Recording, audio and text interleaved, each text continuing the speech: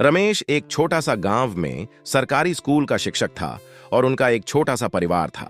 रमेश की पत्नी सुनीता एक समझदार और मेहनती महिला थी।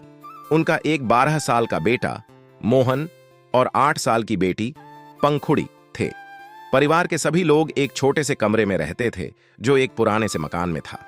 जीवन बहुत साधारण था, लेकिन प्रेम और समझदारी के साथ वे एक दूसरे का साथ निभाते थे। रमेश सुबह जल्दी उठकर स्कूल जाता और सुनीता घर के कामों में व्यस्त रहती। मोहन स्कूल में अच्छा पढ़ता था और पंखुड़ी भी पढ़ाई में बहुत तेज थी। रमेश की ख्वाहिश थी कि उसका बेटा और बेटी अच्छे स्कूलों में पढ़ें ताकि वे भी अपने सपनों को पूरा कर सकें। लेकिन 10,000 रुपये में कैसे हो सकता था? एक दिन रमेश स्कूल से लौटते समय सोच रहा था, कैसे अपनी बच्चों की शिक्षा का बेहतर इंतजाम करूं?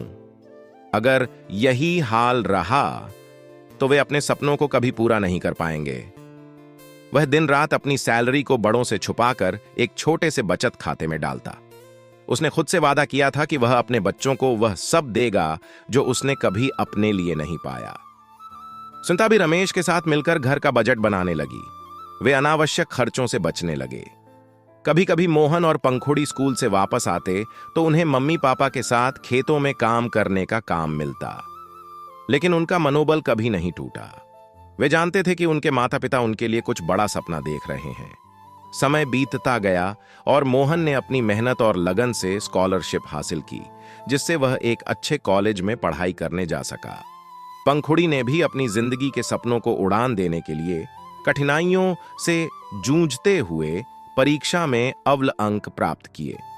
रमेश और सुनीता ने अपने बच्चों को कभी भी खुद को कमजोर महसूस नहीं होने दिया और उन्हें हमेशा यह सिखाया कि सफलता के लिए मेहनत और संघर्ष जरूरी है, न कि पैसों की कमी। कई सालों बाद जब मोहन एक प्रसिद्ध इंजीनियर और पंखुड़ी एक डॉक्टर बन गई, तो रमेश और सुनीता का दिल गर्व से भर उठा। उन्होंने अपने छोटे से वेतन में अपनी जिंदगी की सारी मुश्किलें झेलकर अपने बच्चों को सफल बनाया था। उनका परिवार अब खुशहाल था और रमेश को महसूस हुआ कि वह कभी गलत नहीं था। उसके सपने छोटे थे, लेकिन उसने अपने बच्चों को बड़े सपने देखने की प्रेरणा दी। आज भी वह अपने बच्चों की सफलता पर गर्व करता है, क्योंकि उसने उन्हें यह समझाया था कि सच्ची सफलता पैसों से नहीं, बल्कि मेहनत और ईमानदारी से मिलती है।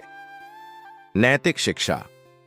इस कहानी से यह सीखने को मिलता है कि अगर दिल में मेहनत करने की सच्ची इच्छा हो और परिवार में एकता हो, तो पैसे की कमी कभी भी सफलता के रास्ते में नहीं आ सकती।